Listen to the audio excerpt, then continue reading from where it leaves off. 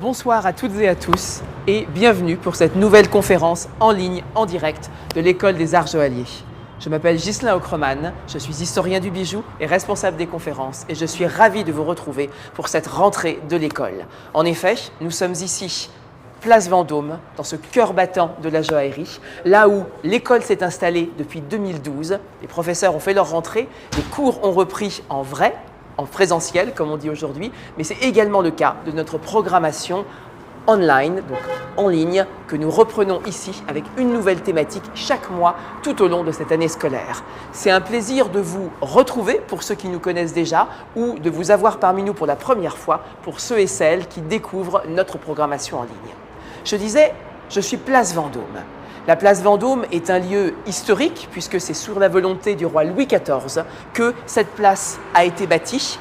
Jules Ardois-Mansart, l'architecte du roi, à qui l'on doit notamment le dôme des Invalides, à qui l'on doit aussi la façade côté jardin du château de Versailles, a réalisé l'ensemble des façades de cette place dans un style classique, celui du grand classicisme à la française du roi Soleil. Mais juste derrière, nous avons la colonne Vendôme, comme on l'appelle aujourd'hui. Cette colonne date de bien plus tard, de Napoléon Ier, et c'est devenu maintenant l'une des images clés de l'histoire de la place Vendôme, et c'est le lieu de repère que l'on peut retrouver. Cette place, depuis la fin du XIXe siècle, va devenir le lieu de grand développement de la joaillerie, où tous les grands joailliers vont s'installer, et notamment dans le sillage de l'ouverture du Ritz, qui est juste ici, à ma gauche, les plus grands clients vont venir et faire de Paris, de ce lieu, le lieu de la haute joaillerie française. Mais si nous sommes aussi place Vendôme, c'est parce qu'un jardin joaillier s'est développé, et il s'est développé grâce à la maison Van Cleef & Arpels, dans un lieu, et je suis juste à l'entrée de ce lieu, qui s'appelle l'Hôtel d'Évreux. Et pour cela, nous allons découvrir ce lieu avec Paul Paradis, mon collègue et ami, avec qui je vais animer la conférence. On y va. Bonsoir à tous et à toutes. Je suis Paul Paradis, professeur à l'École des Arts Joailliers. On se connaît, je pense qu'il y a beaucoup d'amis qui sont de retour pour cette conférence sur la flore en joaillerie. J'ai le privilège d'être dans l'entrée de l'exposition somptueuse organisée jusqu'au mois de novembre avec une mise en scène de Mika Ninagawa, une grande star dans la scène japonaise. Elle a commencé en tant que photographe de mode dans l'époque des girly photos à Tokyo. Elle a évolué, c'est une fille de metteur en scène de théâtre et une mère actrice. Et sa carrière a tellement évolué qu'elle est devenue aussi photographe de fleurs. C'est sa passion, Mika. Elle dit que je ne peux pas ne pas être photographe. Ici, vous avez une mise en scène par Tsuyoshi Tane, grand architecte avec son atelier à Paris. Et il voulait créer une espèce de labyrinthe kaléidoscope. C'est une expérience immersive mettant en scène, n'oublions pas, plus de 100 bijoux du patrimoine de la maison Van Cleef & Arpels et des pièces contemporaines. Je vous conseille vivement de venir vivre cette expérience jusqu'au 14 novembre. C'est ouvert tous les jours de midi à 20h sur libre accès, sur réservation, fermé le mardi. Alors, je vous propose maintenant qu'on rejoigne Ghislain. On va commencer vif dans le sujet, le langage secret des fleurs.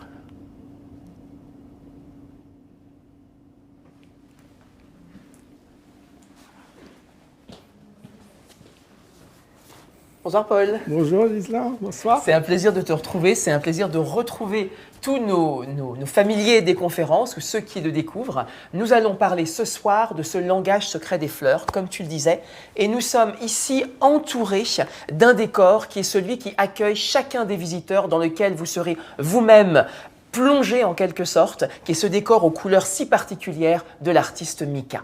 Juste avant de commencer, quelques détails techniques. Vous le savez pour ceux qui sont familiers, nous ne serons pas seuls. Sur le chat, vous avez Inesita Gay-Eckel, qui est notre collègue et ami, qui va modérer le chat, qui répondra aux questions rapides et collectera l'ensemble des questions qui nous seront posées à la fin. Notre conférence durera à peu près 1 heure et à la fin, nous répondrons à une grande partie, on l'espère, des questions qui auront peut-être suscité votre intérêt tout au long de la présentation. Et rassurez-vous, Cette conférence sera ensuite postée sur les réseaux YouTube de l'école afin que vous puissiez la revoir si jamais vous souhaitez en savoir un petit peu plus ou revoir certains éléments. L'ensemble de nos conférences se retrouve sur la chaîne YouTube de l'école. Comme ça, vous savez tout. Nous allons donc commencer cette thématique du langage secret des fleurs, qui est une thématique assez forte finalement, et dans l'univers de la joaillerie, on va voir que ça a une très grande résonance avec la plupart des créations, mais au final, dans les arts, il y a une vraie étude du langage des fleurs, n'est-ce pas ? Oui, vraiment. De quoi on parle quand on parle du langage des fleurs, Ghislain? On a étudié la question ensemble. C'est notre deuxième chapitre de fleurs. On a une conférence qu'on a déjà donnée. Et on se demandait, mais d'où vient ce langage des fleurs? Alors, quand on regarde dans l'Antiquité, à travers l'histoire, il y avait toujours des symboliques des fleurs. On ne les connaît pas tous, parce qu'on n'était pas avant la langue écrite, etc. Mais on sait qu'au fur et à mesure, les cultures ont développé cette idée d'envoyer des messages à travers l'histoire. On va aujourd'hui commencer avec l'Antiquité, on va vous amener à travers les années folles, l'époque l'Art nouveau, etc. Et ce qui est très important à retenir, c'est devenu plutôt scientifique, si je peux dire, floriographie. À partir du 18e, 19e siècle, il y avait quelques auteurs, dont un certain Marie de la Tour, excusez-moi, qui a écrit un dictionnaire sur le langage des fleurs en 1819. Alors, c'est parmi les premières éditions où on parle d'une fleur avec son message. Dans l'Angleterre victorienne, on s'envoyait des messages codés à travers les tassis-massis, à travers les bouquets, etc. Et là, devant nous, on voit ce splendide estampe de Mucha, cet artiste vraiment moravien, mais qui est devenu vraiment l'artiste Art nouveau par excellence, et qu'il adorait les fleurs. Il représente une femme ici, entourée avec des courbes et des contre-courbes de lys. Ça fait partie d'une livre de décoration dans laquelle Mucha a préparé 2 planches pour inspirer des éditions de tissus. Le nom de cette lithographie est Langage des fleurs. Le lys. C'est le sujet à propos. Exactement. Donc, on voit on va parler de l'Art nouveau tout à l'heure, mais la femme dans toute sa splendeur, les courbes, les contre-courbes, cette idée, même si on regarde de proche les tissus de notre artiste Mucha, il y a un côté byzantin, moravien, et qu'il est devenu l'artiste attitré de Sarah Bernhardt à partir de 1894, et ça a vraiment lancé sa carrière. Donc un artiste star, ce qui nous montre que le sujet est aussi un sujet phare pour qu'une personne comme lui l'ait traité. Alors, on va vous donner une sorte d'initiation à la floriographie, je vais y arriver, et pour cela, je clique. Ah, quand la technique ne veut plus. Et pour cela, on va vous présenter, comme à l'accoutumée, 3 grands chapitres. La grande difficulté qu'on a eue avec Paul a été de choisir des fleurs, parce que finalement, on pourrait passer des heures et des heures à aborder cette question justement des thématiques florales, à essayer de nous plonger à travers le temps, et on a choisi 3 grands univers chronologiques et géographiques un petit peu, avec un premier chapitre qui portera sur les plantes légendaires, majoritairement des civilisations anciennes, de l'Antiquité jusqu'au Moyen-Âge, grosso modo, pour comprendre qu'il y a vraiment une étude qu'on peut faire sur ces plantes, qui a une symbolique extrêmement forte et riche sur ces époques anciennes. Dans un deuxième temps, on a voulu partir de l'autre côté du monde, avec l'Asie, parce qu'il y a une vraie culture symbolique de la flore, et donc on a voulu choisir un certain nombre de fleurs récurrentes dans le monde de l'art et dans la joaillerie en particulier, qui ont fortement inspiré la création, justement. Et enfin, dernier chapitre, mais pas des moindres, on a voulu créer une sorte de contrepoint contemporain, en essayant de mettre en valeur des tableaux d'artistes modernes et contemporains, ou des œuvres d'artistes modernes et contemporains, avec des créations joaillières complètement actuelles, pour voir comment est-ce qu'aujourd'hui, on réinterprète cette symbolique des plantes, et on comprend que la fleur a toujours un langage à nous dire, a toujours quelque chose à nous communiquer. Et c'est ça qui est intéressant, c'est que finalement, en fonction des cultures, les symboliques peuvent changer, peuvent s'adapter, mais on veut toujours faire parler les fleurs. Alors, nous allons commencer avec notre tout premier chapitre sur ces plantes légendaires, et on va commencer en Mésopotamie, l'une des zones du berceau de l'humanité, puisque nous sommes ici avec l'une des zones du croissant fertile. La Mésopotamie, c'est plus ou moins l'Irak actuel en plus large, puisque les terres de Mésopotamie étaient beaucoup plus grandes et la culture mésopotamienne a été beaucoup plus large. Et nous commençons non pas par une plante qu'on peut décrire précisément, mais par un arbre qui a été qualifié d'arbre de vie et qui est quelque chose que l'on retrouve de façon extrêmement récurrente dans l'iconographie ancienne de cette partie du monde, mais que l'on n'arrive pas spécifiquement à définir. Je pense que tout botaniste s'y, entre guillemets, casserait les dents. Et c'est véritablement ça qui est intéressant, c'est que finalement, il y a toute une symbolique que l'on peut avoir dans une telle pièce qui nous fait nous poser des questions.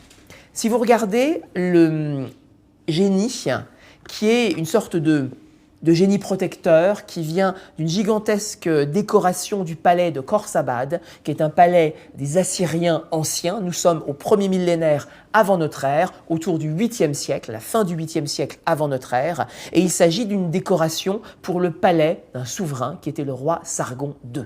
Ce souverain a un certain nombre d'ornementations, mais ce qui nous intéresse là, c'est d'avoir ce génie barbu avec une tiare à cornes qui atteste du côté divin, donc ce n'est pas une créature mortelle, c'est une créature un petit peu éternelle, qui est en train de faire un geste symbolique, je dirais, un geste de bénédiction, un geste fort, portant un bracelet avec une fleur, ce qui déjà nous indique que la fleur n'est pas anodine. Un autre bracelet sur l'autre bras présente la même chose. Il tient une sorte de plante encore mystérieuse et juste en face de lui, vous le voyez de bas en haut, a poussé une plante assez étrange, assez mystique, dont les spécialistes sont d'accord sur le fait que personne n'est du même avis.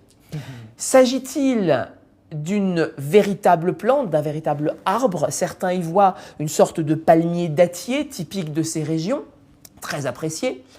D'autres y verraient une sorte de symbolique d'arbre de vie. Est-ce que ce serait une sorte d'arbre issu, alors c'est très biblique, mais d'un jardin d'Éden, une sorte d'arbre de la Genèse en quelque sorte, on ne sait pas trop. Et d'autres carrément considèrent que c'est sûrement pas un arbre, c'est une construction voulue par les prêtres qui aurait une apparence d'arbre et qui symboliserait quelque chose de ritualisé.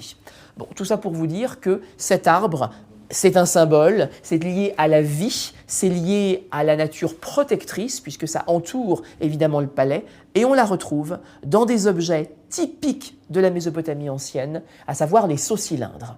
Si vous allez dans n'importe quel musée qui possède des collections mésopotamiennes, on est d'accord, oui, il y aura des seaux cylindres. Un seau cylindre, qu'est-ce que c'est? C'est un sceau, donc quelque chose pour cacheter l'empreinte, qui en règle générale est l'identité de son possesseur, mais qui n'a pas la forme d'un bouton que l'on va presser, mais qui a la forme d'un cylindre percé de façon à, on met une cordelette, à le porter en bracelet, à le porter en collier, en pendentif, et on va rouler, puisque c'est un cylindre, le motif de façon à ce qu'il s'imprime.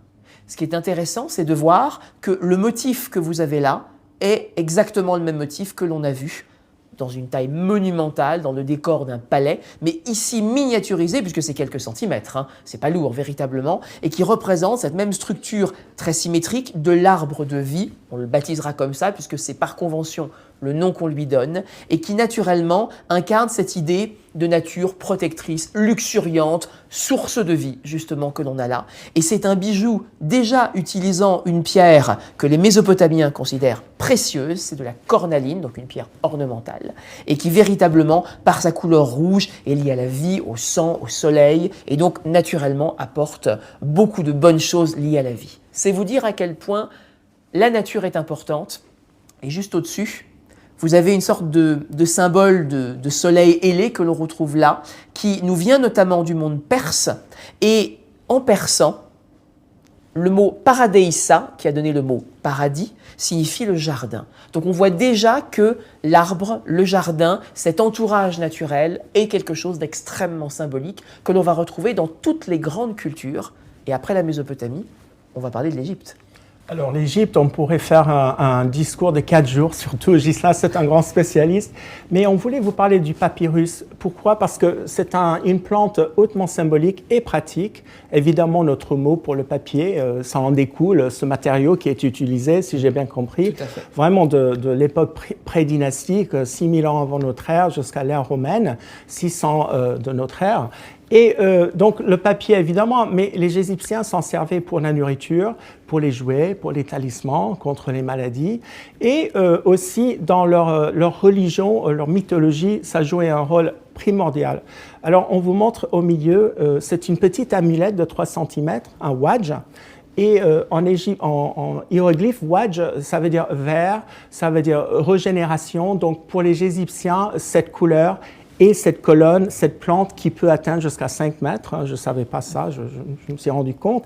Et donc, quand on les mettait dans les bandelettes, des centaines d'amulettes, parce que l'idée, quand on enterrait des pharaons, c'était de passer à l'au-delà. Alors, déjà, c'est hautement symbolique aussi. Pourquoi? Parce que c'est l'histoire de Isis et Osiris, le premier pharaon, les premières reines d'Égypte, et leur fils Horus, merci.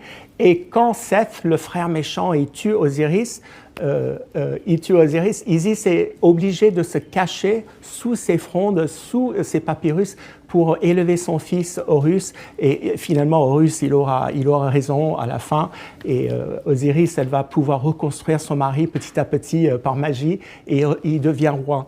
Donc, en fait, pour les Égyptiens, il y a cette multiplicité d'utilisation. Et on a voulu vous montrer 2 exemples de joaillerie, parce que ce soir, on est là pour parler joaillerie. Un bracelet somptueux avec une feuille de papyrus par la maison La Cloche. Alors, pour vous qui avez suivi l'exposition à l'école, vous connaissez bien, c'est une histoire très riche, une dynastie véritable de joailliers, les frères La Cloche, ici à Paris. Alors, quand vous regardez, il faut se mettre vraiment dans l'idée de la découverte de la tombe de Toutankhamon.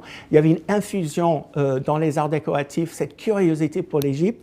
Et on regarde ce bracelet bandeau très, très art déco dans son approche, dans ses matériaux, le platine, les diamants, il y a du quartz fumé, vous avez des saphirs. Et regardons bien, vous avez quand même les feuilles de papyrus en tourmaline et en saphir. Donc ce bracelet très léger que les femmes des années folles portaient sur les bras dénudés, ça leur donnait une liberté. Et c'est cette idée, cette infusion d'égyptomanie qu'on voulait vous faire comprendre en 1922 à partir d'eux, et bien avant. Et l'autre pièce à droite, on est à la Maison Cartier dans une pièce contemporaine avec un lot de 32 émeraudes de Zambie parfaits. Ils ont retaillé ces émeraudes avec une perte d'à peu près 8 carats pour créer un papyrus en montre. Alors, Cartier, évidemment, comme beaucoup de maisons, a été influencé par l'Égypte. On le sait que Louis Cartier, même avant la découverte de Toutankhamon, il avait envoyé ses dessinateurs au Louvre. Il achetait des artefacts, des pièces antiques. Oui, des pièces antiques égyptiennes, ici sur la place Vendôme. Et on voit même dans les archives de Cartier, même dans les années 1873, des objets égyptisants. Mais cette montre est vraiment dans la lignée de la maison et de beaucoup de maisons de l'époque, avec ce papyrus stylisé. Et si vous regardez bien, vous avez des diamants taille triangulaire qui indiquent l'heure, minuit et 6 heures.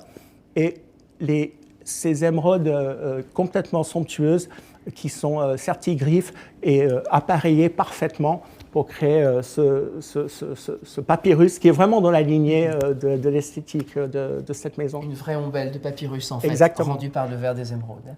Si nous quittons les Égyptiens, c'est pour mieux nous retrouver dans la Grèce antique, cette fois-ci.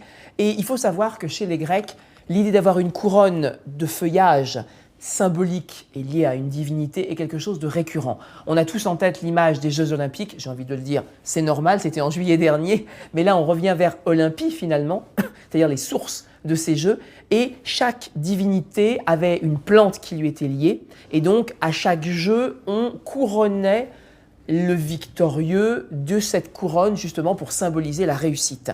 Ce qui est intéressant, c'est de voir sur les céramiques antiques, de voir l'importance de ces athlètes qui, dans leur représentation, vont recevoir, alors de figures féminines ou de divinités féminines, une couronne, en règle générale de laurier. Le laurier est lié à une symbolique apollinienne, donc c'est le dieu Apollon. On raconte que Apollon se serait un jour énamouraché d'une jeune femme qui s'appelait Daphné. Il l'aurait poursuivie et Daphné, ne voulant pas succomber aux avances du dieu, aurait demandé à une divinité de la protéger et un dieu rivière l'aurait changé en arbuste, en laurier. À partir de là, Daphné, qui signifie laurier en grec, aurait été attrapée comme arbre par Apollon qui en aurait pris les branchages, aurait créé une couronne et se serait dit « je l'ai quand même attrapée, ce sera un symbole de ma victoire ». Et la couronne de laurier va donc rester un symbole de victoire pendant très très longtemps et va se retrouver finalement transposée en bijouterie ou en orfèvrerie, avec ces feuilles d'or extrêmement détaillées, ces baies de laurier extrêmement délicates que l'on peut retrouver tout autour et qui finalement sont une symbolique de laurier qui va se retrouver encore dans les cultures par la suite. Il faut savoir que baie de laurier en latin, après, ça se dit baccalaurea. Donc le baccalauréat vient de là, hein, tout simplement. On est dans la victoire justement d'un examen qui est réussi. Et bien ici, c'est la victoire de jeux sportifs. Si ce sont des jeux pour Apollon, par exemple à Delphes, c'est une couronne de laurier en théorie. Si c'est une divinité autre, par exemple Zeus, on aura une couronne de feuilles de chêne, avec des glands de chêne, qui symbolisent l'idée du très grand arbre, le roi des dieux, pour Zeus. Si on est avec Dionysos, on aura plutôt de la vigne et du raisin. Donc on est dans l'univers justement du vin qui est lié à cette divinité et qui va nous permettre justement de parler du monde romain. Alors, on voulait vous montrer le raisin. Alors, le raisin, évidemment, dans le monde gréco-romain, ça représente Bacchus, Dionysos, l'excès, la joie, etc. On connaît tous dans l'histoire de l'art, c'est bacchanal. Et on a choisi deux périodes différentes de l'époque romaine. À gauche, on a, en fait, c'est un mosaïque qui était sur le sol dans un triclinium. C'est la salle à manger dans ces maisons patriciennes. Et les gens importants, ils voulaient montrer la richesse de leur repas avec ces mosaïques, ces zinnias, ce sont des natures mortes avec des raisins. Alors ici, on peut imaginer, le christianisme est déjà arrivé, ça vient d'un endroit très intéressant dans l'Afrique du Nord, une ville qui se trouve dans le nord-est de Tunisie et qui a, par ailleurs, j'ai appris, un des amphithéâtres le plus grand du monde romain après celui de Rome. Et donc, c'est une ville qui était carthagénienne et est devenue, une colonie romaine et très important. Pourquoi? Parce qu'ils produisaient de l'huile d'olive, ils faisaient beaucoup de commerce. Et donc, dans cette période, l'Afrique du Nord faisait toujours partie, évidemment, de cet empire qui était très étendu. Et on saute dans le temps, 6e siècle de notre ère, dans l'ère byzantin. Alors depuis 330, Constantinople, il y a des artisans de grand niveau qui ont hérité l'héritage culturel de Rome, mais ils ont fait quand même beaucoup de progrès dans leur travail. Les orfèvres, ils ont travaillé l'or d'une manière somptueuse. Et ici, on voit ce bracelet byzantin, typiquement byzantin, dans cette ouverture où on enlève, vous voyez ici, il y a une tige qu'on enlève et le bracelet est complètement articulé pour pouvoir facilement le mettre. Mais ce qui est important à notre propos, regardons ces vignes de raisin, ces grappes de raisin qui sont à la base des triangles d'or qui sont soudés à ce fil très épais, ce fil d'or. Et on voit ce travail très raffiné qui est vraiment caractéristique du monde byzantin. Dans ce monde-là, les bijoux représentaient un statut social. C'était très important. Parfois, on portait même des colliers avec des pièces de monnaie, etc. Et donc, le raisin ici, on n'arrivait pas à se décider, est-ce que c'est un symbole chrétien, la parole de Dieu, enfin la vigne qui pousse, la parole de Jésus, etc. On va se laisser deviner. En tout état de cause, le raisin, que ce soit pour l'abondance et pour les fêtes et la gastronomie, ou que ce soit religieux, c'est un symbole récurrent dans la joaillerie et dans les arts décoratifs, dont ici un exemple extrêmement raffiné dans le musée du Métropolitain. On va quitter les territoires non barbares, comme le disaient les Grecs et les Romains, les barbares étant ceux qui ne parlaient ni grec ni latin, et on va arriver du côté du monde celte, qui n'ont de barbares que la considération des Romains finalement, puisque véritablement il y a une culture incroyable qui s'y est développée, et où parmi toutes les plantes, on se doit de citer le gui. Le gui est l'une des plantes majeures, justement, mythiques de l'univers celte, qui va avoir une place omniprésente dans la mythologie. On sait qu'à l'arrivée de l'automne, la 6e nuit après la nouvelle lune, on allait avoir les druides qui, on est après l'automne, donc les feuilles sont tombées, repéraient mieux justement le gui et grimpaient dans les arbres de façon à récupérer ce gui qui était considéré comme émanation de Taranis, donc le dieu soleil, donc gorgé un petit peu de ce soleil qui décline alors que l'hiver se fait de plus en plus présent, donc les nuits se font de plus en plus courtes, et, alors je dirais pas fabriquer des potions magiques, on n'est pas là, mais en tout cas l'utilisait dans le cadre de rituels symboliques justement liés à l'univers solaire. Et c'est ça qui est intéressant, c'est de voir que lorsqu'on ont été découvertes des tombes finalement à Glauburg, on est en Allemagne. Il y a cette sculpture qui a été découverte dans une colline en fait. Pendant très longtemps, on pensait que c'était une colline et aucune fouille n'avait été faite. Et à la fin des années 1980, ils se sont rendus compte que c'était un tumulus, donc funéraire, dans lequel il y avait plusieurs tombes, et une statue à part, donc un héros, une figure peut-être mi-dieu, mi-humain, on ne sait pas trop. Quoi qu'il en soit, ce personnage a tout de suite posé des questions, vêtements plutôt celtes justement, plutôt gaulois, des tenues, petites barbiches et côté un peu sérieux, on peut l'imaginer. Et surtout, ce qui a fait sourire et surprendre plus d'un, ses oreilles un peu à la Mickey, qui n'ont rien à voir avec le personnage de Disney, mais qui en fait sont issus de la forme des feuilles du gui. Donc si vous regardez bien les deux images côte-côte, que vous regardez bien notre personnage, ce prince celte de Glauberg, avec la forme naturelle du gui, vous comprenez d'où vient la forme. Et donc si on est un chef ou un héros avec cette forme de gui, c'est vous montrer à quel point c'est important. Sauf que le gui, c'est une plante qui va un peu empoisonner certains arbres, qui ne leur fait pas que du bien. Donc très vite, le gui va être mis de côté par le Moyen-Âge, ou du moins au milieu du Moyen-Âge. On ne va plus tellement parler du gui jusqu'à la fin du 19e siècle, où, avec l'Art nouveau, fin 19e, début 20e siècle, on va s'intéresser à certaines plantes méconnues, mal considérées ou oubliées. C'est le cas du gui, probablement. Et là, ici, vous avez la maison Weber qui avait demandé à Lalique, qui était un dessinateur, on dirait aujourd'hui freelance, donc il travaillait en indépendant et qui a réalisé des dessins pour la maison Weber, qui était rue de la Paix, et qui propose de remettre à l'honneur finalement le gui avec ses perles pour représenter les baies et qui justement montre à quel point eh bien, cette plante avait quelque chose encore à dire et faisait partie d'une culture historique ancienne. Alors, on ne peut pas ne pas parler d'héraldique, l'héraldique des fleurs. L'héraldique, c'est-à-dire ce langage dans les blasons. À l'époque, c'était un véritable langage. Depuis le Moyen-Âge, les gens se reconnaissaient à travers ces symboles, que ce soit religieux ou que ce soit une famille importante. Et on a choisi deux pièces assez importantes et belles, on a trouvé tous les deux. Et à gauche, vous avez cette couronne de Blanche d'Angleterre. C'était la fille d'Henri IV, c'était la dot de Blanche d'Angleterre qu'il a apportée avec elle en Allemagne.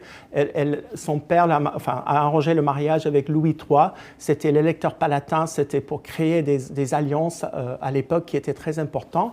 Mais cette couronne appartenait avant à Anne de Bohême. Et donc, c'était une couronne qui était à l'époque en Bohême et puis qui était en Angleterre. C'est la couronne la plus ancienne existante qui était portée en Angleterre. Et ce qui est important, non seulement que la couronne est revenue en Angleterre et puis est partie en Allemagne où elle est toujours, si on regarde le détail, évidemment, on va vous parler de la fleur de lys. Alors oui, la fleur de lys, on pense au roi de France depuis le XIIe siècle, l'évolution, on en a parlé dans notre première conférence de Flora. Mais là, on va voir que la fleur de lys, c'est un lien avec le divin pour les royaux dans beaucoup de cultures européennes. Et là, vous avez un exemple épouse du flanc de l'orfèvrerie de Moyen-Âge, la haute Moyen-Âge, enfin le Moyen-Âge gothique vraiment flamboyant, qui ressemble un petit peu à, si vous pensez à ces églises, ces cathédrales qui sont avec les vitraux. Et si vous regardez la beauté de cette pièce, c'est vraiment une des pièces les mieux conservées dans l'inventaire de Richard II, parce que quand Richard II était déposé, Ils avaient fait quand même un inventaire sur cette pièce, ça s'appelle le rouleau de Richard II, et on sait qu'il y a à peu près 90 perles, il y a 37 diamants, vous avez une trentaine de rubis balais. Les rubis balais, ce sont des spinels à l'époque, on les appelait comme ça parce que ça venait de Badakhshan. Et regardons le travail de l'orfèvrerie. Il faut savoir que chacune de ces tiges se détache, il y en a 12, ça se détache et ça se plie pour voyager, oui, pour transportable avec la cour. Et si on regarde, c'est assez moderne aussi, je trouve, ce certigriffe. On parle de joaillerie moderne, de joaillerie, de haute joaillerie. Et donc, on pense qu'il y a une chance que ça a été même un orfèvre français, soit qui travaillait à Prague, ou un orfèvre qui a été formé en France. Pourquoi? Ces petites granules, ces petites billes, cette granulation qu'on voit sur le côté de ces fleurettes. Donc, cette couronne reste un chef-d'œuvre qui est conservé dans le Residence Museum à Munich. Et à droite, on voulait vous parler de cette rose Tudor. Alors, c'était la guerre des deux roses, la rose rouge de Lancaster, la rose blanche de York. Et quand Henri VII a battu finalement la maison de York à la bataille de Bosworth en 1485, il a décidé de mettre ces deux roses ensemble en se mariant avec Elizabeth York. Donc la maison Lancaster, la maison de York, enfin réunies, la fin de ces guerres fratricides qui ont duré une vingtaine d'années. Et donc, ce symbole vraiment de cette rose Tudor qui reste toujours très, très utilisé en Angleterre, sur tout ce qui est officiel et royal. Et on a trouvé que Garrard, cette maison qui a des racines du XVIIIe siècle, un certain monsieur Weeks qui a créé un atelier en 1735, il était remarqué par le prince de Galles de l'époque, Frédéric, et il a commencé cette relation avec la couronne et que la reine Victoria a officialisé en 1843, donc Garrard qui reste quand même fournisseur de la couronne. Et ils ont fait une collection récente autour de cette rose Tudor. Si vous regardez la rose qui est stylisée en or blanc, en diamant taille poire et un très beau rubis taille coussin et des perles. Donc on a tous les éléments dont on a parlé, ce lien avec le patrimoine anglais, avec le patrimoine royal et dans une pièce de joaillerie moderne, mais classique à la fois, avec la blanche, ces perles de culture blanche et ces couleurs. Donc en fait, ce rose Tudor qui nous traverse depuis le XVe siècle jusqu'à nos jours. C'est l'héraldique, c'est d'avoir réussi à traverser le temps pour symboliser justement des familles, des dynasties et le pouvoir en place de certains endroits. Alors, que dire maintenant d'une autre partie du monde? Et ce sera notre deuxième chapitre, justement, pour aborder la question des fleurs d'Asie. Et on a dû faire aussi une sélection de certaines fleurs, mais on se devait de commencer par le lotus. Le lotus est peut-être l'une des fleurs les plus récurrentes dans les cultures d'Asie liées au bouddhisme en particulier.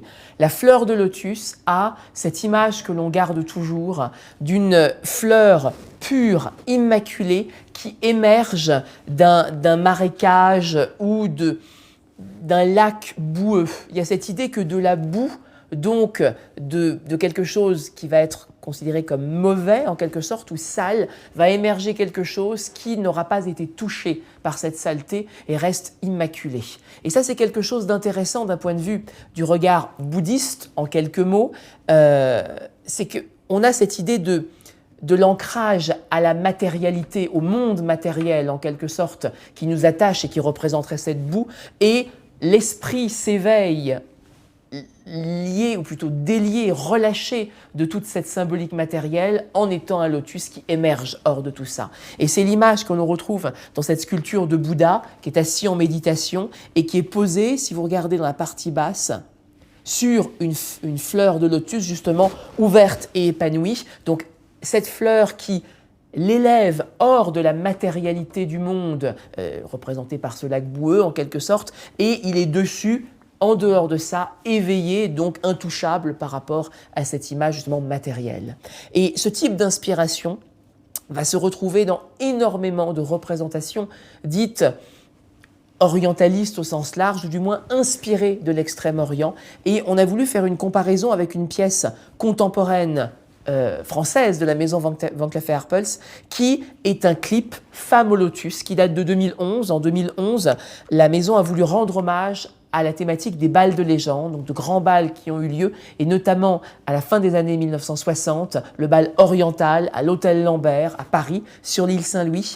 Et ce qui est fabuleux, c'est de voir que cette représentation, en fait, montre l'inspiration de tous les convives qui se devaient d'arriver déguisés en un personnage inspiré de l'Orient, au sens large, donc Proche-Orient, Moyen-Orient, Extrême-Orient. Et là, ici, ce qui est fabuleux, c'est qu'on a une figure plutôt féminine, mais d'inspiration bouddhiste, comme on le peut voir avec ce type d'ornementation un peu qui évoque les temples de Thaïlande, notamment.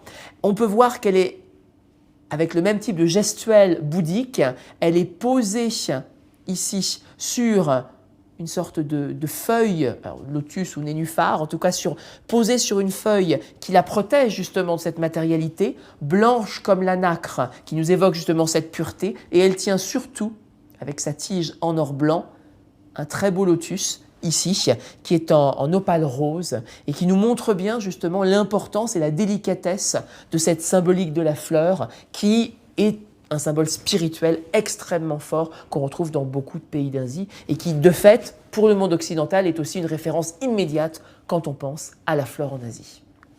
Mais ce n'est pas tout. Alors, une grande favorite, une des fleurs des plus anciennes qui est utilisée dans l'Orient, c'est cette belle pivoine. Quand on pense à la pivoine dans l'art chinoise, japonaise, on pense c'est-à-dire la nobilité, l'opulence, la pivoine qui représente aussi la famille impériale. Hein. En fait, c'est l'emblème de la Chine aujourd'hui, hein, la pivoine. Et c'est une fleur très généreuse avec ses pétales qui changent de couleur, c'est comme un feu d'artifice. Et on a choisi, dans les arts chinois, on aurait pu trouver des milliers d'œuvres, hein, mais on a choisi ce plat dans la technique famille rose. C'était une palette beaucoup plus douce, qui permettait une cuisson à plus basse température. En fait, c'était pour répondre aux goûts occidentaux, hein, parce que c'était la grande époque Yongzheng, la période où on exportait des porcelaines c'était la période de rocaille en France, etc. Et donc, avec cette cuisson à plus basse température, ça permet une palette très douce, hein, et ce blanc opaque qui est plombifère. Donc cette nouvelle technique permet d'avoir un réalisme dans les fleurs que vous voyez ici, les pétales de pivoine qui sont multicolores comme dans la nature. Et on voulait vous montrer en parallèle cette pièce par Falise, Alexis Falise. Falise, c'était un nom à l'époque, 19e siècle, la seconde moitié, c'était comme quartier, c'était une famille de joailliers, Alexis et Lucien. Et Alexis perfectionne cette idée de émail cloisonné. Il a appris avec un certain Tard, Antoine Tard. Et dans les expositions universelles, quand le Japon a ouvert ses portes dans la restauration Meiji, l'exposition de Londres 1862, l'exposition à Paris 1868, les artisans ont découvert cet art. Là, on va mélanger un peu orientalisante. Donc, Falise s'est inspiré bien entendu du Japon. Il a fait même des pendentifs similaires japonisantes. Mais dans ce cas-là, on a des pivoines en émail cloisonné avec une palette qui est très chinoisante d'ailleurs. Et vous voyez, l'émail cloisonné, c'est l'art de créer des cloisons avec des fils d'or. On met la matière vitreuse à l'intérieur et des oxydes métalliques, et puis on le fait cuire comme la porcelaine à gauche. Et Falise était vraiment spécialiste de cette technique. Et on le voit, ce qui est marrant, c'est que Falise était un dessinateur de génie. Hein. Et puis il a commencé chez Mellerio, et puis il a acheté un atelier plus tard quand il avait une mécène, et puis c'est devenu vraiment, surtout dans ce style. Et ce qui est intéressant dans cette pièce aussi, c'est un peu, on se dirige vers l'Art Nouveau, mais ce n'est pas tout à fait Art Nouveau. C'est ce côté orientalisant qui était très à la mode à cette époque, surtout après l'ouverture du Japon. Je sais qu'on parle de la Chine, mais ce n'est pas important. C'était une période de grand mélange. C'est un mélange d'inspiration, oui. Tout à fait, que l'on retrouve là. Et d'ailleurs, on peut voir qu'il y a, notamment dans cette assiette, il n'y a pas ce plat, il y a bien sûr des pivoines, mais il y a aussi une autre fleur qui est juste à côté, qui va être notre prochaine fleur, qui est le chrysanthème. Le chrysanthème, loin de la pensée occidentale, je vais aller très vite sur l'Occident, on a l'habitude du chrysanthème dans l'idée de la fleur qu'on va apporter dans les cimetières au mois de novembre pour la Toussaint. Non, vous oubliez ça. Dans le monde oriental, le chrysanthème est lié à la beauté, c'est une plante bénéfique, c'est l'idée justement la nature et de la vie en quelque sorte. On est bien opposé en quelque sorte à ce type de représentation. C'est une hybridation d'un certain nombre de plantes finalement qui, de la Chine au Japon, va voyager et qui va véritablement devenir une plante récurrente.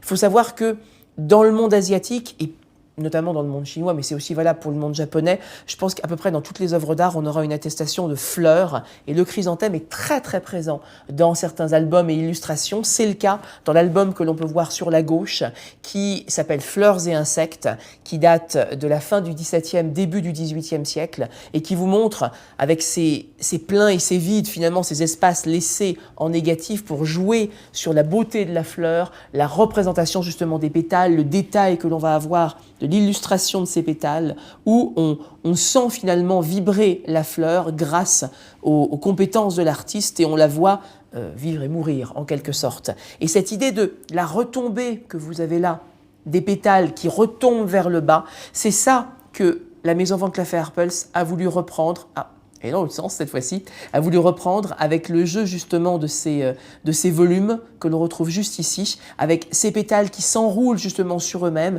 et jouent sur la chaleur des couleurs, puisqu'on est ici avec des rubis en certi mystérieux, qui est une technique inventée et brevetée par la maison Van Cleef & Arpels en 1933 et qui, quelques années plus tard, en 1937, est exposée à la grande exposition internationale de Paris. Et ce type de pièce montre bien justement comment on a une attention à la représentation de la nature, à comment cette nature se déploie en quelque sorte, comment les pétales se rendent en quelque sorte à l'évidente et tombent au plus naturel. Et c'est ça qui est intéressant, de voir que ici, ce n'est pas le chrysanthème vu avec un regard de français que Van Cleef & Arpels réalise, c'est un chrysanthème vu avec ce regard japonisant dont tu parlais tout à l'heure, qui a inspiré tellement la création de la fin du 19e au milieu du 20e siècle. Et la pièce, elle est ici. Et la pièce est ici. Quand vous allez visiter l'exposition, vous allez la voir. En vrai, donc, n'hésitez pas, notez-le, c'est une pièce à ne pas manquer. Elle est au début de l'exposition, si je ne me trompe pas. Oui. Tout à fait. Alors, cette orchidée, qu'est-ce qu'on peut dire? Les orchidées, ce sont des fleurs les plus répandues dans le monde végétal. C'est la plante fleurie la plus répandue. Il y a 28 000, pardon. Et l'orchidée, on en a parlé l'autre fois sur la séduction, etc., le cattleya dans notre conférence de l'année dernière. Et aujourd'hui, on voulait vous parler de ce côté séduisant, oui, et ça représente aussi la virilité. Si je peux dire, le mot orchidée, l'étymologie, ça vient de Théophraste, un grec, 3e siècle avant notre ère, il a trouvé que les racines ressemblaient à un certain organe masculin. Et je pense qu'on peut tous imaginer. Donc, pour les Grecs, et ça continuait bien après, l'orchidée, c'est bien sûr séduisant, c'est charnel. Et c'est une fleur qui était très exotique dans les yeux des Occidentaux jusqu'au 19e siècle, quand on avait eu l'importation pendant ces expositions universelles. On avait les serres, etc., les moyens de les cultiver et de faire des hybridations. Et on a choisi à gauche, c'est un artiste japonais assez méconnu. On sait qu'il a travaillé pour un mécène, un grand mécène, un industriel qui était à la base de la Asahi et d'autres alcools. Et pour le palais Oyamasi, pardon, je le dis mal. Et c'était un monsieur qui collectionnait les orchidées, les vraies orchidées. Et cet artiste a été chargé de faire des tableaux, des peintures. Et donc ici, c'est une estampe qui date probablement des années 1930. Hein. Et on voit bien, en anglais, on dit Lady Slipper, cette espèce d'orchidée. Et à droite, vraiment des génies de l'art nouveau belge, qui était inspiré évidemment par René Lalique, l'utilisation. L'orchidée devient une fleur fétiche pour les artistes art nouveau. Hein. C'est la sensualité, c'est l'orientalisme, c'est l'exotisme. Et ici, vous êtes devant un travail de Wolfers qui était d'une famille d'orfèvres, de table, etc., orfèvrerie de table. Et lui, il a commencé à faire son propre style à partir des années 1890. Il voulait vraiment faire dans le style art nouveau. Il a fait une centaine de pièces, il a arrêté. Et sur cette orchidée, on voit toutes les techniques qu'il avait peut-être appris ou il était inspiré en tout état de cause par René Lalique. Quand vous voyez cette émail complètement transparente, plique à jour, ces pétales qui sont très très larges, c'est une pièce qui se portait dans les cheveux. Hein, c'était un effet de choc. Et on voit aussi qu'il utilisait quand même des gemmes, des rubis, un diamant au centre. Donc, si on peut dire, c'est une version un peu plus jamie et de l'Art Nouveau, quand René Lalique évitait parfois des pierres de grande valeur. Mais en tout état de cause, c'est une pièce qui est aussi fait un peu peur, parce que la forme de cette orchidée, on dirait qu'elle va peut-être nous dévorer. Donc il y a un côté symboliste dans l'art nouveau belge qu'on voit bien. Donc Wolfers, c'est dédié à la sculpture après, à peu près autour de 1907. Mais les pièces de Wolfers sont rares. On les voit parfois dans les musées et dans les ventes.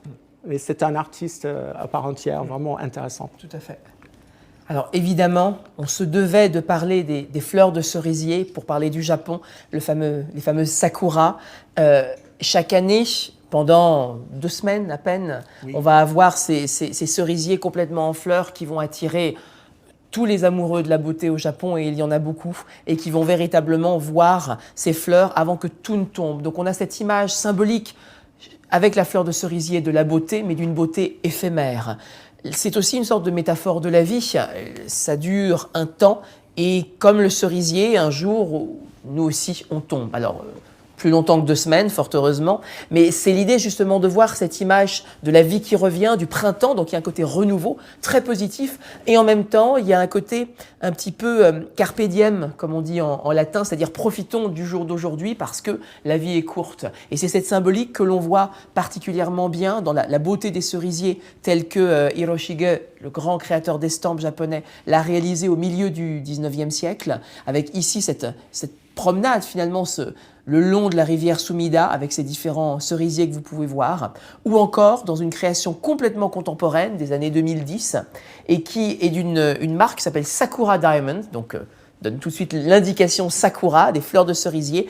Et ce qui est intéressant, c'est que d'une part, bien sûr, on a par les couleurs et par la forme l'illustration justement des fleurs de cerisier, mais en plus, ce que vous ne voyez pas forcément ici à l'image, eh bien, les facettes des diamants sont beaucoup plus nombreuses qu'avec un diamant taille brillant finalement, et vont représenter grâce au facetage la forme de la fleur de cerisier. Donc c'est un petit peu la fleur de cerisier à l'intérieur de la fleur de cerisier, c'est une mise en abîme en quelque sorte, qui montre à quel point c'est une symbolique forte, particulièrement pour nos amis japonais. On est dans les sakura ici. On est dans les sakura, totalement. On est dans les cerisiers, tout à fait, avec le rose tout autour. Elles vont peut-être tomber sur nous. Pas encore, on a 2 semaines, tout va bien. Alors le bambou, encore une fois, comme la pivoine, c'est un motif qui est omniprésent dans l'art asiatique depuis peut-être des millénaires. Et en fait, on a cette idée du bambou qui se plie mais qui ne casse pas. Et la profondeur des racines, c'est vraiment la résilience. Le côté creux, ça peut être interprété comme la modestie. Il y a tellement d'interprétations du bambou. Le bambou qui fait partie vraiment des arts asiatiques. Et à gauche, on voit cette pièce en jade de couleur céladon. Et il n'y a pas plus de chance, on ne pouvait pas avoir plus de chance que dans cette pièce. On a le bambou qui porte chance. On a les 2 phénix qui sont là uniquement en temps de paix, qui portent chance. Et on a un phénix qui est sur des rochers et l'autre sur de l'ingji. Ce sont des champignons qui sont porteurs de chance. Donc la symbolique de ce bambou qui est toujours plié ne peut pas être ambiguë. On est vraiment dans une plante positive, la résilience. Et on était vraiment, c'était une découverte pour moi surtout. Ce Kunio Nakajima, c'est un artiste qui est né en 1955 et qui fait, on peut dire que c'est du néo-art nouveau parce qu'en fait, il revisite la nature. C'est parfois très stylisé, parfois très naturaliste. Et en fait, c'est une broche sur un fond d'émail opaque. On le voit. Je pensais que c'était transparent, mais en fait, l'artiste m'a confirmé c'est de l'émail opaque. Et vous avez des baies qui sont en corail. Et c'est une espèce de bambou qui a des baies. C'est le bambou impérial.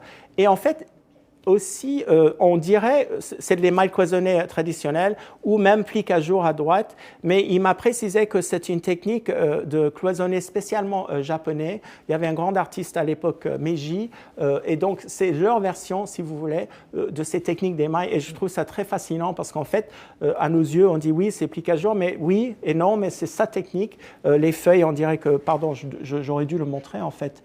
Les feuilles ici à droite sont complètement transparentes, mais on m'a bien précisé que c'est vraiment une version de cloisonné qui a été développée au Japon. Et cet artiste, il n'arrête jamais de nous étonner. Hein. Il est vraiment incroyable avec cette idée de jardin, cette proximité à la nature qui est très japonais. Tout à fait.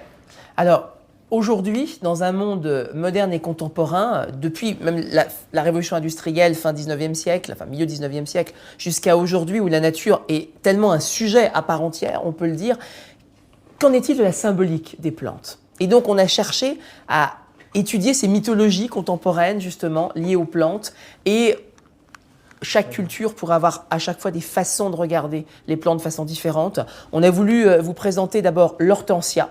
L'hortensia est liée à la gratitude. C'est une plante qui, depuis fin du 19e siècle jusqu'à aujourd'hui, est positive, amène justement cette idée d'abondance, de positif, de bienveillance et de gratitude, justement, que l'on retrouve là.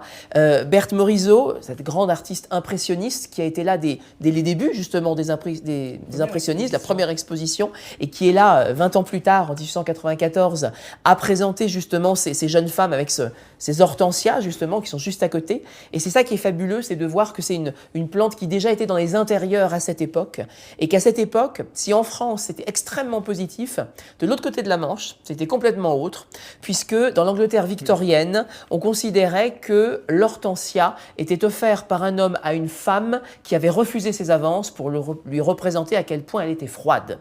C'est vous dire que c'est pas du tout les mêmes symboliques et que c'est même pas très sympathique comme image. Quoi qu'il en soit, à cette fin du 19e siècle, dans le goût pour l'Art nouveau, l'hortensia va être très très présente, et inspirée par l'Art nouveau, on a un artiste et joaillier d'origine russe, Ilgiz Fazulzianov, Ilgiz F, qui réalise ici dans les années 2010 une bague cocktail avec cette perle facetée, ce qui est extrêmement rare. Ce travail de l'émail complètement inspiré de l'Art nouveau, comme tu en parlais tout à l'heure avec Wolfers par exemple, et qui nous montre en quelque sorte que l'hortensia n'a pas dit son dernier mot à l'époque contemporaine. Alors, la magnolia, il y avait un certain botaniste français, Magnol, Pierre Magnol, qui a donné ce nom au XVIIe siècle. Mais c'est une fleur qui, en Chine, encore une fois, existe depuis très longtemps, depuis presque un millénaire. C'est une fleur qui est associée à la noblesse, la tendresse, la beauté féminine. Dans le sud des États-Unis, souvent les jeunes mariées, elles ont les magnolias qui représentent leur pureté, bien entendu. Et donc, c'est une fleur qui a une symbolique selon la culture, mais on a toujours cette couleur blanche, la pureté. Et on voulait vous montrer à gauche cette nature morte de Matisse. D'ailleurs, c'était son œuvre préférée quand on lui demandait quelle est votre œuvre. Il disait, je pense que j'y ai donné toute ma force dans cette œuvre. On vous en montre juste un détail. Hein. En fait, la mise en scène de cette magnolia, elle est presque auréolée par le chaudron, comme un tympan roman.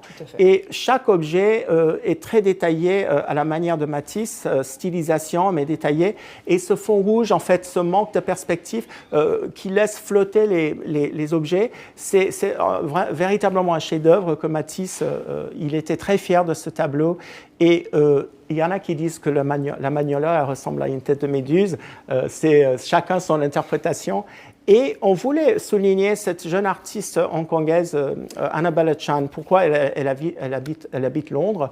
Annabella Chan a fait une formation d'architecte et de styliste. Elle a travaillé chez Roger Moore, un grand architecte anglais, et chez Alexander McQueen, en faisant des dessins de broderie et d'imprimés, de tissus imprimés. Et elle s'est dirigée vers la joaillerie, et en 2014, elle a créé une maison. Et ce qui est intéressant dans ses créations, en fait, c'est de l'aluminium recyclé. Son idée, c'est de faire des bijoux, de la joaillerie avec les mêmes techniques de haute joaillerie. C'est de la haute joaillerie en quelque sorte, mais avec des matériaux hors du commun. Donc, Annabella Chan, elle nous rend ces magnolias dorés avec un système de coating qu'elle fait, PVD, je pense que ça s'appelle, c'est souvent utilisé. Elle prend des vieilles canettes de Coca-Cola, si je peux dire, ou de n'importe quelle boisson. Elle les découpe en carrés, elle les fond dans son atelier. Elle a appris avec ses artisans.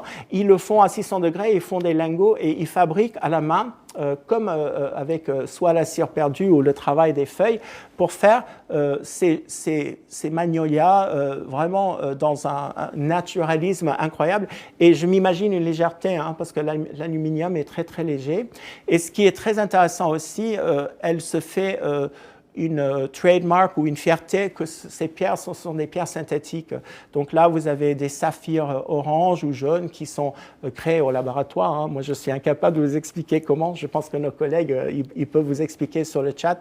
Et ce qui est beau dans son approche, c'est vraiment des matériaux hors du commun, mais avec une esthétique très, très glamour. Hein. Et je m'imagine très léger. Oui, tout à fait. Alors, vous l'avez compris, pour cette troisième partie, on a voulu créer des parallèles visuels où certaines plantes qui ont vraiment été appréciées par certains artistes contemporains, finalement, se retrouvent aussi dans certains joailliers et créateurs contemporains.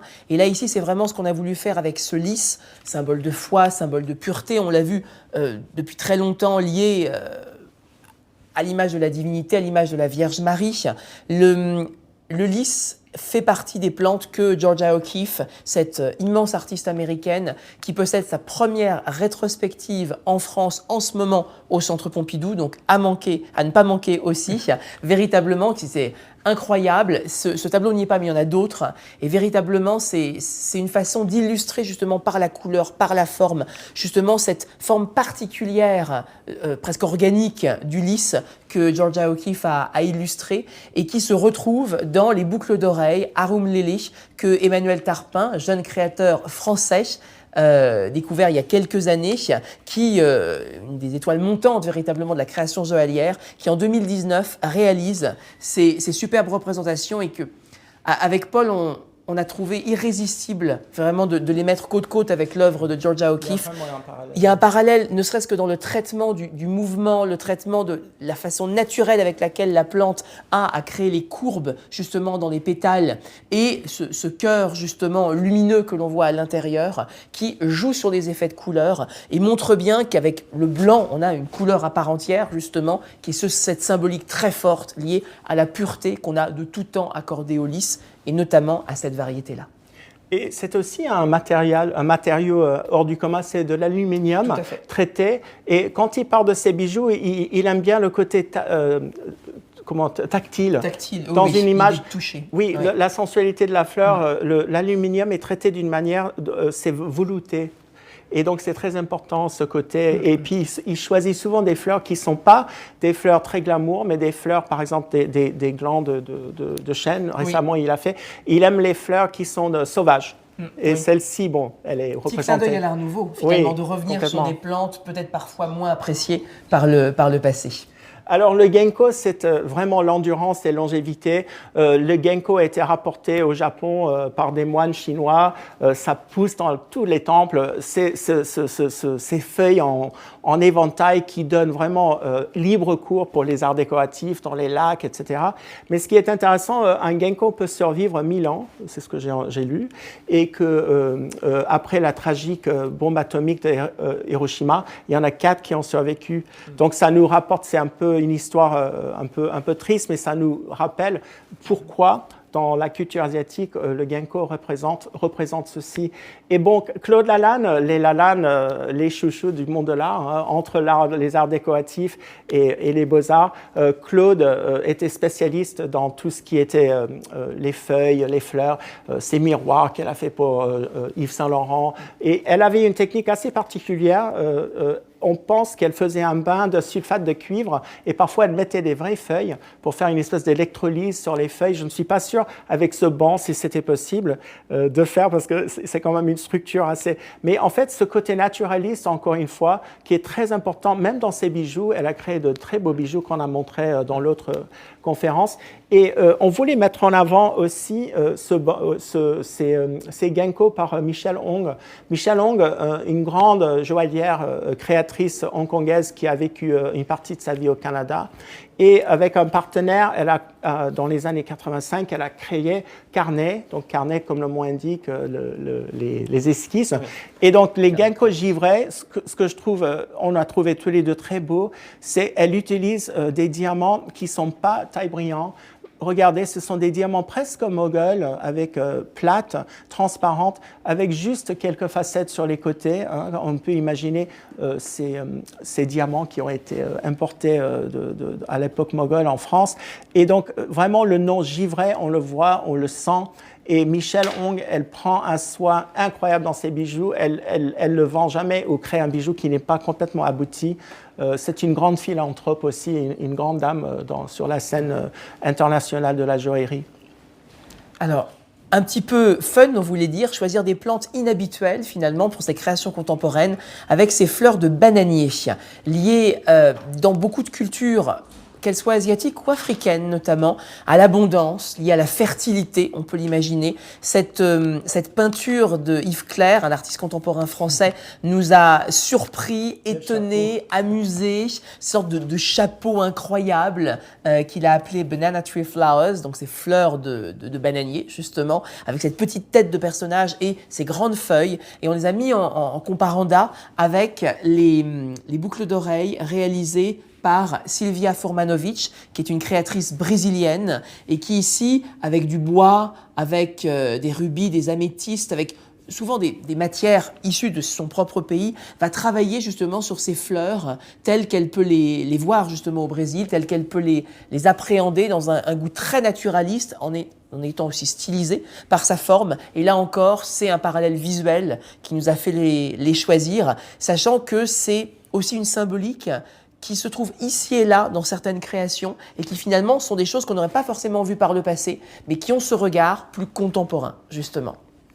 Alors, le pavot au coquelicot, alors dans le monde antique, évidemment, ça représente le rêve. On voit sur les stèles gréco-romaines cette idée même de mort, mais une mort paisible, des messages, les rêves, il y a plein de connotations et de symboliques, mais aujourd'hui, on voulait souligner ce côté de souvenir et commémoration.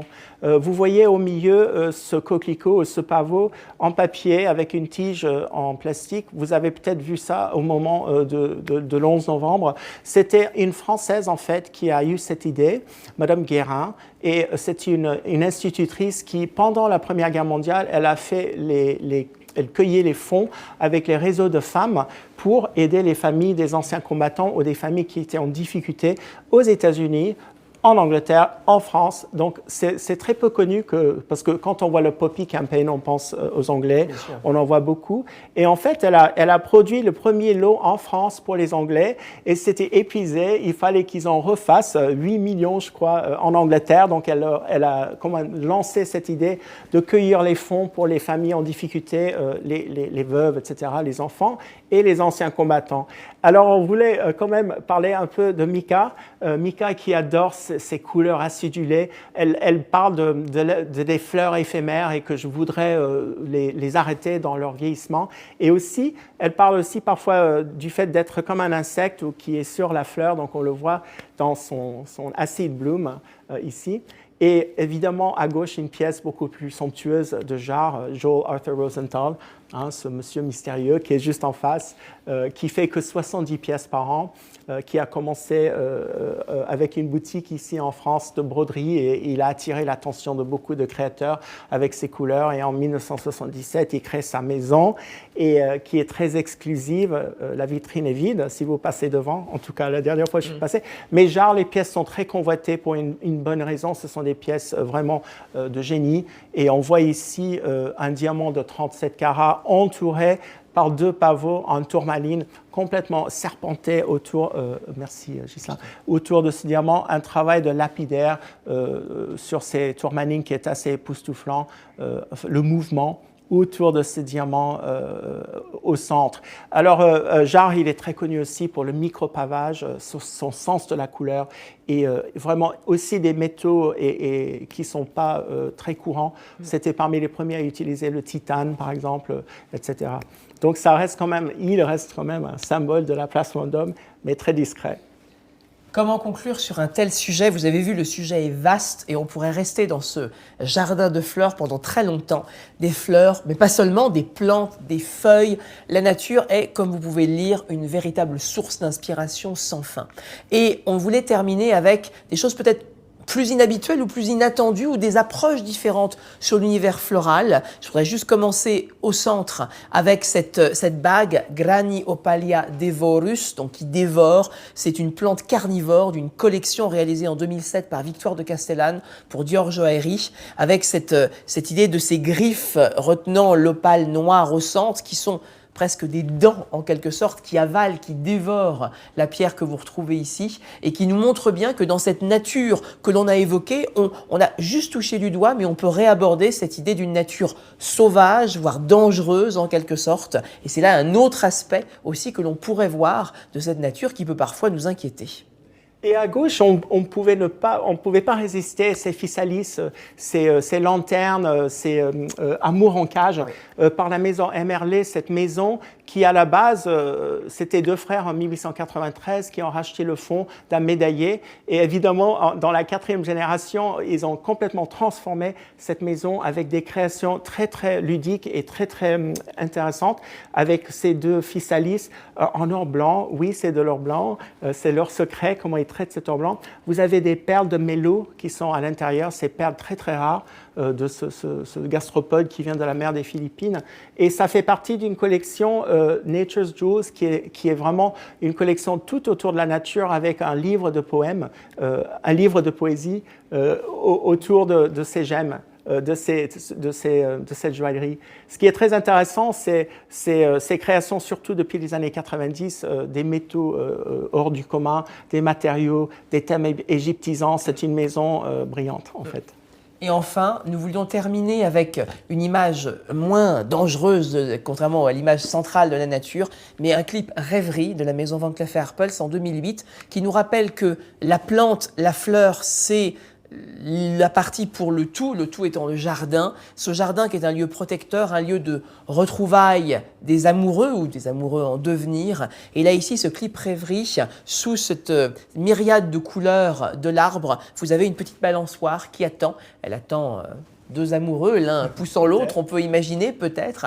Donc une idylle amoureuse qui va se faire. Et ça vous montre que finalement, autour de chaque symbolique, souvent lié à l'univers des fleurs, il y a un message, il y a une histoire derrière, une histoire avec un grand H, comme on a pu le voir, ou une histoire privée avec un petit H, une histoire personnelle, qui souvent est liée à des histoires d'émotion, à des histoires de représentation en quelque sorte d'une petite partie de l'intime de chacun. On n'offre pas des fleurs par hasard et lorsqu'on offre une fleur en gemme, on est sûr qu'elle ne fanera jamais et donc on rend éternel en quelque sorte la symbolique et le message que l'on voulait donner.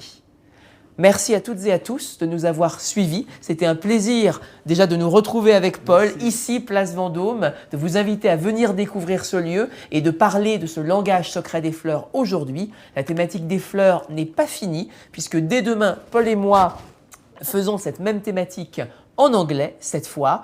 Et le mois prochain, Paul, tu seras avec Pascal Garbe, qui est un spécialiste des jardins et auteur, et qui vont, toi avec ton regard d'historien, lui avec son regard d'expert des jardins, justement parler de la thématique de ces fleurs à travers les 4 saisons du jardin joaillier. C'est comme ça qu'on l'a appelé, c'est le 20 et le 21 octobre, le 20 en français, le 21 en anglais. Donc on espère que cette thématique va vous plaire également. C'est maintenant le moment de pouvoir répondre à vos questions. Je suis sûr qu'Inesita a déjà bien œuvré. Tu as déjà… Oui. Vas-y, on est prêt? Vas-y, je te laisse regarder commencer. Go. Quelle est la broche ou le pins de Ghislain, s'il vous plaît? C'est vrai, oui. C'est la première qu'on peut voir. C'est Murakami, vous connaissez sûrement cet artiste contemporain. On a parlé de plein d'artistes contemporains. C'est une petite pièce Murakami que l'on retrouve juste là pour être dans l'air du temps, si j'ose dire. Et pour l'Asie, qu'en est-il du chrysanthème? On a parlé du fait que le chrysanthème avait des symboliques différentes. Tout à fait, tout à fait. Le chrysanthème a vraiment cette symbolique positive. Je veux vraiment évacuer la partie négative que nous pouvons avoir, nous, occidentaux, vis-à-vis du chrysanthème. Et on est vraiment avec cette symbolique de beauté, de pureté et vraiment d'image positive de la vie de façon générale et pas du tout liée à l'image funéraire. Et la résilience, c'est une fleur qui fleurit très tôt dans la saison. Oui, tout à fait. Donc cette résistance finalement à une nature qui peut être parfois sans merci avec les intempéries qui peuvent condamner complètement une floraison. Moi, je vais prendre celle-ci parce qu'elle est facile. Alors, vas-y, je t'en prie. Go. Comment est-ce qu'on peut voir cette fabuleuse exposition? On achète les billets où et comment? L'exposition est libre d'entrée sur réservation en ligne, tout simplement. Et venez tous et toutes nombreux. C'est vraiment une expérience inoubliable, immersive et ouverte à tous. Juste sur réservation pour les questions de jauge. Et c'est ouvert de midi à 20h, sauf le mardi. Voilà, jusqu'à mi-novembre? Oui, 14 il me semble. 14 novembre. Voilà, oui. tout à fait. Comme ça, vous avez toutes les infos. Alors, les fleurs également symboliques côté Amérique du Sud. Je pense aux civilisations Inca, Maya, etc. En a-t-on retrouvé? C'est une très bonne question, en effet. On a moins abordé, en dehors du Brésil, justement, à la fin, l'Amérique du Sud. Tout simplement parce que, pour toutes ces grandes cultures, on a peu ou pas de texte. Les Incas n'étaient pas un peuple d'écriture, tandis que les Aztèques ont eu peu d'écriture. Il y a eu une écriture, bien entendu. Les Mayas ont été plus loquaces. Ils ont une très belle écriture, beaucoup plus complexe, dont une grande partie a été déchiffrée. C'est vrai que d'un point de vue des fleurs, c'est quelque chose qui est moins abordé, puisqu'ils parlent beaucoup de symbolique plutôt royale, de symbolique de pouvoir. Mais on sait que c'est lié aussi à l'élite. On peut retrouver sur des céramiques, sur des grandes stèles de pierre, des couronnes de fleurs. On peut voir des guirlandes de fleurs, des ornements. Donc, il y a aussi des symboliques liées au pouvoir. Ce serait quelque chose à creuser. J'ai envie de dire peut-être pour une prochaine conférence. Y a-t-il des fleurs maudites dans la joaillerie? Moi, je dirais que non. Maudite dans le sens, je pense que la fleur, dans tous ses états, a été représentée dans la joaillerie. On a eu l'exemple de Victoire de Castellane qui a fait exprès de créer cette fleur un peu dangereuse avec ses griffes. Tout à fait. Mais je pense, qu'en penses-tu, maudite? Non, je suis d'accord. C'est vrai que des fleurs sont liées à la mort et pour autant, ce n'est pas un tabou. Comme tu disais, le pavot qui est lié au sommeil éternel, il n'est pas négatif pour autant, il fait partie de l'iconographie. Donc, je pense que la fleur, parce qu'on la voit vivre, s'épanouir, se faner, mourir, elle est liée à ce système finalement naturel de vie et de mort. Donc il n'y a pas forcément de fleurs maudites. Même les ronces un petit peu sorcières parfois, ou l'épine des roses ont été glorifiées à l'Art Nouveau et ont eu une mise en valeur. Donc je crois que c'est plutôt positif en règle générale ce qu'on retrouve. Oui, peut-être qu'il y a des modes où certaines fleurs deviennent à la mode et partent. C'est comme un cycle, comme vous avez vu cette couronne de laurier dans l'Antiquité, etc. Il y a des périodes où certaines fleurs redeviennent à la mode, tout à fait. etc. Je crois qu'on va choisir une dernière question par le temps. Il y a la rose. Je crois c'est un sujet à part entière. La rose n'est-elle pas la fleur la plus représentée en joaillerie? Très belle remarque. C'est une des fleurs les plus récurrentes qu'on a déjà bien abordées dans d'autres conférences. Donc aujourd'hui, on a peut-être mis un peu de côté avec la marguerite. La tulipe a été très présente aussi à une certaine époque. Les orchidées à l'époque Art Nouveau. La rose a une place très importante depuis le Moyen-Âge, depuis le fameux roman de la rose, donc qui est un best-seller, si j'ose dire, de l'époque, qui est un best-seller en tout cas non religieux, puisque c'est une histoire courtoise, une histoire d'amour. La rose est assimilée à l'image de la femme que le galant chevalier va aller cueillir, va se battre pour elle, aller dans un château, enfin toute une histoire très romanesque autour de ça. Et la rose reste très très présente jusqu'à aujourd'hui, avec toute une symbolique qu'on avait abordée dans l'autre sujet sur les... Quel était le titre ?